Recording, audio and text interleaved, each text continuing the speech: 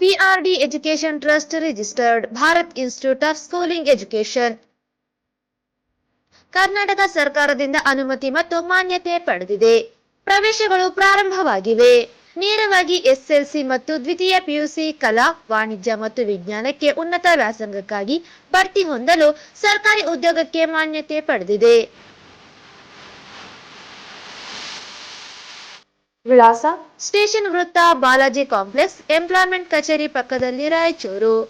ಹೆಚ್ಚಿನ ಮಾಹಿತಿಗಾಗಿ ಸಂಪರ್ಕಿಸಿ 9449416176 ಹಾಗೂ 8050151776. ನಗರದ ಪತ್ರಿಕಾ ಭವನದಲ್ಲಿ ಕರೆದ ಪತ್ರಿಕಾಗೋಷ್ಠಿಯನ್ನು ಉದ್ದೇಶಿಸಿ ಮಾತನಾಡಿ, ರಾಯಚೂರು ನಗರದ ಆಜಾದ್ ನಗರದಲ್ಲಿ ಸಹಾರಾ ಸೇವಾ ಸಂಸ್ಥೆ ರಾಯಚೂರು ಇವರ ಸಂಯೋಗದಲ್ಲಿ ಎಕ್ಸಲೆನ್ಸ್ ಪಬ್ಲಿಕ್ ಹಿರಿಯ ಪ್ರಾಥಮಿಕ ಶಾಲೆಯನ್ನು ಪ್ರಸ್ತುತ ನಡೆಸಲಾಗುತ್ತಿದ್ದು, ಇವರು ಕೇವಲ ಅನುಮತಿಗಾಗಿ ಪ್ರಸ್ತಾವನೆಯ ಅರ್ಜಿ ಸಲ್ಲಿಸಿ ಅನುಮತಿ ಪ್ರಮಾಣ ಪತ್ರವನ್ನು ಪಡೆಯದೆ ಬೇರೊಂದು ಸಂಸ್ಥೆಯ ಅನುಮತಿ ಮೇಲೆ ಈ ಶಾಲೆಯನ್ನು ನಡೆಸುತ್ತಿದ್ದಾರೆ ಎಂಬ ಅನುಮಾನವಿದೆ ಎಂದು ಸಂಶಯ ವ್ಯಕ್ತಪಡಿಸಿದರು. ಕಿರಿಯ ಪ್ರಾಥಮಿಕ ಬದಲಾಗಿ ಹಿರಿಯ ಪ್ರಾಥಮಿಕ ಶಾಲೆಯನ್ನು ನಡೆಸುತ್ತಿದ್ದಾರೆ. ಶಾಲೆಯು ಇಕ್ಕಟ್ಟಾದ ಸ್ಥಳದಲ್ಲಿ ವಸತಿ ಪ್ರದೇಶದಲ್ಲಿ ಯಾವುದೇ ಸುರಕ್ಷತೆ ಇಲ್ಲದ ಟಿನ್ ಶೆಡ್ ನಲ್ಲಿ ನಡೆಯುತ್ತಿದೆ. ಶಾಲೆಗೆ ಕಟ್ಟಡ ಪರವಾನಗಿಯನ್ನು ಪಡೆಯದೆ ಸರಿಯಾಗಿ ಬುನಾದಿಯನ್ನು ಹಾಕದೆ ನಿರ್ಮಿಸಿರುತ್ತಾರೆ. ಕೊಠಡಿಯಲ್ಲಿ ಸರಿಯಾದ ಗಾಳಿ, ಬೆಳಕು ಹಾಗೂ ವಿದ್ಯುತ್ ಸಂಪರ್ಕ ಇಲ್ಲದೆ ಕುಳಿತುಕೊಳ್ಳಲು ವಿದ್ಯಾರ್ಥಿಗಳಿಗೆ ತಕ್ಕದಾದ ಸ್ಥಳಾವಕಾಶ, ಆಸನಗಳ ವ್ಯವಸ್ಥೆ ಇರುವುದಿಲ್ಲ. ಆಟದ ಮೈದಾನ, ಪ್ರತ್ಯೇಕ ಗ್ರಂಥಾಲಯ, ಸಂಖ್ಯೆಗೆ ಅನುಗುಣವಾಗಿ ಪ್ರತ್ಯೇಕವಾದ ಶೌಚಾಲಯದ ವ್ಯವಸ್ಥೆಯೂ ಇರುವುದಿಲ್ಲ ಮತ್ತು ಜೊತೆಗೆ ಈ ಶಾಲೆಯು ಒಂದು ಸರ್ಕಾರೇತರ ಸಂಸ್ಥೆಯ ವತಿಯಿಂದ ನಡೆಸುತ್ತಿರುವ ಕಾರಣ ಶಾಲಾ ಸ್ಥಾಪನೆ ಮಾಡುವ ಹಾಗೂ ಶುಲ್ಕ ನಿಗದಿ ಮಾಡುವ ಕುರಿತು ಆ ಸಂಸ್ಥೆಯ ಸಾಮಾನ್ಯ ಸಭೆಯಲ್ಲಿ ಕಡ್ಡಾಯವಾಗಿ ಠರಾವು ಪಾಸ್ ಮಾಡಿ ತೀರ್ಮಾನಿಸಬೇಕಿತ್ತು. ಈ ಪ್ರಕ್ರಿಯೆಯು ಇಲ್ಲಿ ನಡೆದಿರುವುದಿಲ್ಲ ಎಂದರು. ಶಾಲೆಯಲ್ಲಿ ಓದುತ್ತಿರುವ 300ಕ್ಕೂ ಅಧಿಕ ವಿದ್ಯಾರ್ಥಿಗಳಿಂದ 10 ರಿಂದ 15 ಸಾವಿರದವರೆಗೆ ಹಣವನ್ನು ಶುಲ್ಕ ಇಲ್ಲವೇ ಡೊನೇಷನ್ ರೂಪದಲ್ಲಿ ಪಡೆಯುತ್ತಿದ್ದಾರೆ. ಸಂಸ್ಥೆ ನಡೆಸುವ ಶಾಲೆಯು ದೇಣಿಗೆ ಪಡೆಯಬೇಕು ಬದಲಾಗಿ ವ್ಯವಹಾರದ ರೀತಿಯಲ್ಲಿ ಶುಲ್ಕವನ್ನು ಪಡೆಯುತ್ತಿದ್ದಾರೆ. ಇಲ್ಲಿಯವರೆಗೆ 60 ಲಕ್ಷಕ್ಕೂ ಅಧಿಕ ಹಣವನ್ನು ವಿದ್ಯಾರ್ಥಿಗಳಿಂದ ಶುಲ್ಕ ಮತ್ತು ಡೊನೇಷನ್ ರೂಪದಲ್ಲಿ 6 ವರ್ಷಗಳಲ್ಲಿ ಸಂಗ್ರಹ ಮಾಡಿದ್ದಾರೆ. ಆದರೆ ಇದನ್ನು ಅವರು ತಮ್ಮ ವಾರ್ಷಿಕ ಲೆಕ್ಕ ಪರಿಶೋಧನೆಯಲ್ಲಿ ವಿದ್ಯಾರ್ಥಿಗಳಿಂದ ಶುಲ್ಕದ ರೂಪದಲ್ಲಿ ಸಂಗ್ರಹ ಮಾಡಿರುವುದಾಗಿ ಅವರೇ ತೋರಿಸಿಕೊಂಡಿರುತ್ತಾರೆ. ಪರವಾನಗಿ ಪಡೆಯದೆ ಸಾಮಾನ್ಯ ಸಭೆಯಲ್ಲಿ ಈ ಕುರಿತು ಠರಾವು ಪಾಸ್ ಮಾಡದೆ ಅದಕ್ಕೆ ಸದಸ್ಯರ ಸಹಿಯನ್ನು ಪಡೆಯದಿರುವುದು ವ್ಯವಸ್ಥಿತವಾಗಿ ಮಾಡಿದ ಮೋಸವಾಗಿದೆ.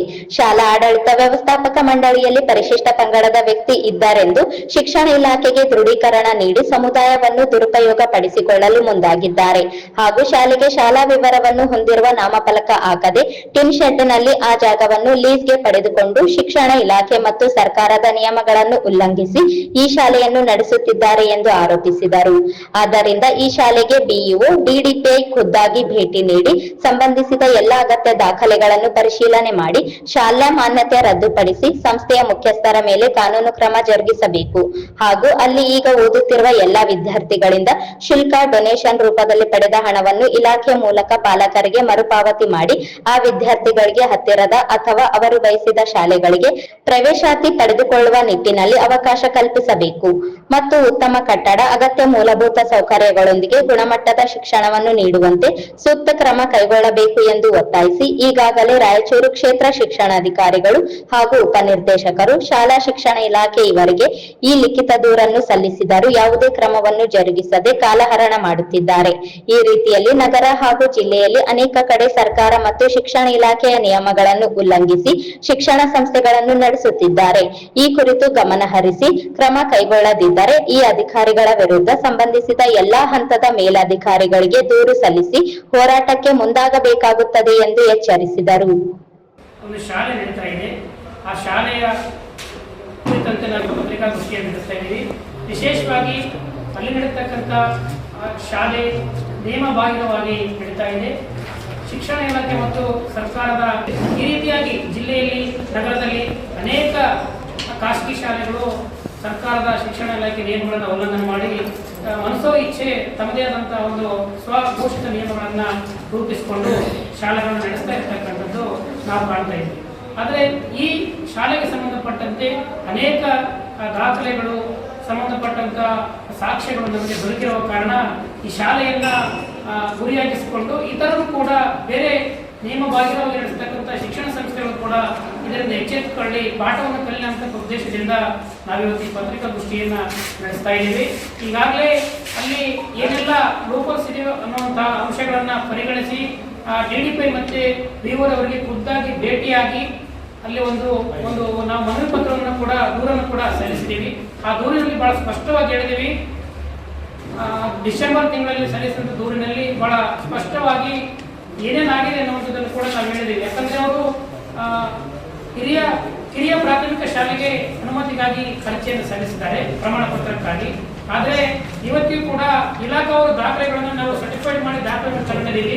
ಎಲ್ಲೂ ಕೂಡ ಅವರಿಗೆ ಅನುಮತಿಯನ್ನು ನೀಡಿರುವಂತಕ್ಕಂಥ ಅಂಶವನ್ನ ಈ ದಾಖಲಾತಿಗಳಲ್ಲಿ ನಾವು ಕಾಣಲಿಲ್ಲ. ಕೇವಲ ಒಂದು ಪ್ರಸ್ತಾವನೆಯನ್ನ ಶಿಕ್ಷಣ ಇಲಾಖೆಗೆ ಅವರು ಸಲ್ಲಿಸಿದ್ದಾರೆ. ಸಾಮಾನ್ಯವಾಗಿ ಪೋರ್ಟಲ್ ನಲ್ಲಿ ಎಲ್ಲರೂ ಕೂಡ ಸಲ್ಲಿಸಲಿಕ್ಕೆ ಅವಕಾಶ ಇದೆ. ಆ ರೀತಿಯಾದಂತಹ ಪ್ರಸ್ತಾವನೆ ಸಲ್ಲಿಸಿದ್ದಾರೆ. ನಮಗೆ ಸುಮಾರು 150ಕ್ಕೂ ಅಧಿಕ ಪಟ್ಟಣ ದಾಖಲೆಗಳನ್ನ ಬೇರೆ ಬೇರೆ ದಾಖಲೆಗಳನ್ನು ಕೊಟ್ಟಿದ್ದಾರೆ. ಎಲ್ಲೂ ಕೂಡ ಒಂದೇ ಒಂದು ಕಡೆ ಆ ಶಾಲೆಯನ್ನ ಅಧಿಕೃತವಾಗಿ ಶಿಕ್ಷಣ ಇಲಾಖೆಯಿಂದ ಪರವಾನಗಿಯನ್ನು ಪಡೆದಿದ್ದಾರೆ ಅನ್ನುವಂಥ ಅಂಶವನ್ನ ಇವರುಗಳು ಹೇಳಿರಲಿಲ್ಲ. ಅದರ ಜೊತೆಗೇನೆ ಮುಖ್ಯವಾಗಿ ಆ ರೀತಿ ನಡೆಸ್ತಕ್ಕಂಥ ಶಾಲೆ ಸಾಕಷ್ಟು ನಿಯಮಗಳನ್ನ ಉಲ್ಲಂಘನೆ ಮಾಡಿದೆ. ಅಂದ್ರೆ ಒಂದು NGO ನಡೆಸ್ತಕ್ಕಂಥ ಶಾಲೆ ದೇಣಿಗೆಯನ್ನು ತಗೊಳ್ಬೇಕು ಹೊರತು ಶುಲ್ಕವನ್ನು ತಗೊಳ್ಬಾರದು ಅನ್ನುವಂತಹ ನಿಯಮ ಕೂಡ ಇದೆ. ಆದ್ರೆ ಆ ಶಾಲೆ ಶುಲ್ಕ ಅಲ್ಲ, ಡೊನೇಷನ್ ತಗೊಳ್ತಾ ಇದೆ. ಅಲ್ಲಿ ಓದ್ತಕ್ಕಂಥ ಬಹುತೇಕರು ಕೂಡ ಅಲ್ಪಸಂಖ್ಯಾತರು, ಬಡವರು, ಹಿಂದುಳಿದ ಮತ್ತು ಸಾಮಾನ್ಯ ವರ್ಗಕ್ಕೆ ಸೇರ್ತಕ್ಕಂಥ ಒಂದು ಜನಸಮುದಾಯದ ವಿದ್ಯಾರ್ಥಿಗಳು. ಆ ವಿದ್ಯಾರ್ಥಿಗಳಿಂದ 10ರಿಂದ 15,000 ರೂಪಾಯಿ ಶುಲ್ಕವನ್ನ ವಿಶೇಷವಾಗಿ ಡೊನೇಷನ್ ರೂಪದಲ್ಲಿ ತಗೊಳ್ತಾ ಇದ್ದಾರೆ ಅನ್ನುವಂಥದ್ದು ಕೂಡ ನಮ್ಗೆ ಗಮನಕ್ಕೆ ಬಂದಿದೆ. ದುರಂತ ಏನಪ್ಪ ಅಂದ್ರೆ ಆ ರೀತಿಯಾದಂತಹ ಪೋಷಕರು, ಪಾಲಕರು ಯಾರು ಕೂಡ ಮುಂದೆ ಬರ್ತಾ ಇಲ್ಲ. ನಾವು ಫೀಸ್ ಕಟ್ಟಿದಂತ ಊರಲ್ಲಿ ಹೇಳ್ತಾ ಇದ್ದಾರೆ, ಅಧಿಕೃತ ದಾಖಲೆ ಕೊಡಿ ಅಂತ ಹೇಳಿ BO ಆಫೀಸಿಂದ DDPI ಕೊಡ್ತಾ ಇಲ್ಲ. ಹಾಗಾಗಿ ನಾವು ಇವತ್ತು ಅಧಿಕಾರಿಗಳ ಹತ್ರ ನಾವು ಬಹಳ ಗಂಭೀರವಾಗಿ ಚರ್ಚೆ ಮಾಡಿ ಹೇಳಿದೀವಿ. ನೀವು ಆ ಶಾಲೆಗೆ ಖುದ್ದಾಗಿ ಭೇಟಿ ನೀಡಿ. ಒಂದು ಟೀಮ್ ಶೆಡ್ ಕಟ್ಟಡದಲ್ಲಿ ಶಾಲೆ ನಡೀತಾ ಇದೆ. ಅಸುರಕ್ಷಿತವಾದಂತಹ ಒಂದು ವಾತಾವರಣ ಇದೆ, ಭಯದ ವಾತಾವರಣ. ಸುಮಾರು 300ಕ್ಕೂ ಅಧಿಕ ವಿದ್ಯಾರ್ಥಿಗಳು ಆ ಶಾಲೆಯಲ್ಲಿ ಒಂದು ಪಾಠ ತರಗತಿಗಳನ್ನ ಕಲಿತಾ ಇದ್ದಾರೆ. ಸೊ ಒಂದು ಟೀಮ್ ಶೆಡ್ ನಲ್ಲಿ ಜನವಸತಿ ಪ್ರದೇಶದಲ್ಲಿ ಕೇವಲ DDPI ಆಫೀಸಿಂದ ಕೂಗಳತೆ ದೂರದಲ್ಲಿದೆ. 150 ಮೀಟರ್ ಅಷ್ಟೇ. ಆ ಜೊತೆ ಹೊಸ DDPI ಆಫೀಸ್ಗೂ ಇರ್ತಕ್ಕಂಥ ಶಾಲೆ ಅಂತರ ಕೇವಲ ಕಡಿಮೆ ಅಂತರ. ಆದ್ರೂ ಕೂಡ ಯಾವ ಅಧಿಕಾರಿ ಕೂಡ ಆ ಶಾಲೆ ಸ್ಥಿತಿ ಏನು, ಆ ಶಾಲೆ ಗುಣಮಟ್ಟದ ಶಿಕ್ಷಣ ನೀಡುತ್ತಾ ಇದೆಯಾ, ಸುಸ್ಥಿತಿಯಲ್ಲಿ ಇದೆಯಾ, ಅಥವಾ ಫೀಸ್ ವಿಚಾರದಲ್ಲಾಯ್ತು, ಮಕ್ಕಳ ವಿಚಾರದಲ್ಲಾಯ್ತು, BRP ಆಯ್ತು, CRC ಆಯ್ತು, ಸಂಬಂಧಪಟ್ಟಂತ BO ಆಯ್ತು, ಮ್ಯಾನೇಜರ್ ಆಯ್ತು, ಯಾರು ಕೂಡ ಭೇಟಿ ಕೊಡ್ತಾ ಇಲ್ಲ. ನಮ್ಮಂತವ್ರು ಹಿಂದೆ ಕೂಡ ಯಾರು ಒಬ್ರು ಇಬ್ರು ದೂರು ಕೊಟ್ಟಿದ್ದ ಸಂದರ್ಭದಲ್ಲಿ ನೆಪ ಮಾತ್ರಕ್ಕೆ ಆಫೀಸಲ್ಲಿ ಕುರಿತು ವರದಿ ಮಾಡಿ ಅದನ್ನ ಸರಿಪಡಿಸಿದಂತ ಅನೇಕ ಉದಾಹರಣೆಗಳನ್ನ ಕಾಣ್ತಾ ಇದ್ದೀವಿ. ಹಾಗಾಗಿ ನಾವು ನಮ್ಮ ಗಮನಕ್ಕೆ ಬಂದ ಮೇಲೆ ಸೀರಿಯಸ್ ಆಗಿ ಆ ವಿದ್ಯಾರ್ಥಿಗಳಿಗೆ ನ್ಯಾಯ ಕೊಡಿಸಬೇಕು. ವಿಶೇಷವಾಗಿ ಆ ಶಾಲೆ ಕಟ್ಟಡ ಪರವಾನಗಿ ಇಲ್ಲ ಅಂತ ಹೇಳ್ತಾ ಇದ್ದೀರಾ.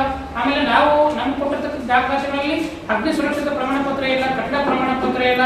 ಅದರ ಜೊತೆಗೆ ಕೂಡ ಆ ದೇಣಿಗೆ ಬದಲಾಗಿ ಶುಲ್ಕವನ್ನು ತಗೊಳ್ತಾ ಇದ್ದಾರಾ. ಪ್ರತ್ಯೇಕವಾದಂತಹ ಆಟದ ಮೈದಾನ ಇರಬೇಕಂತ ನಿಯಮ ಇದೆ, ಅದು ಕೂಡ ಇಲ್ಲ. ಪ್ರತ್ಯೇಕವಾದಂತಹ ಗ್ರಂಥಾಲಯದ ವ್ಯವಸ್ಥೆ ಇರಬೇಕಂತಿದೆ, ಅದು ಕೂಡ ಇಲ್ಲ. ಕೊಠಡಿ ಅದು ಕೂಡ ಇಲ್ಲ. ಇಂಥ ಅನೇಕ ನ್ಯೂನತೆಗಳನ್ನ ಇವತ್ತು ಆ ಶಾಲೆ ಹೊಂದಿದೆ. ಸೊ ಇವೆಲ್ಲ ಕೂಡ ಈ ಸಂದರ್ಭದಲ್ಲಿ HM ಬಾಬು, ಬಸವರಾಜ ಸೇರಿದಂತೆ ಇತರರಿದ್ದರು.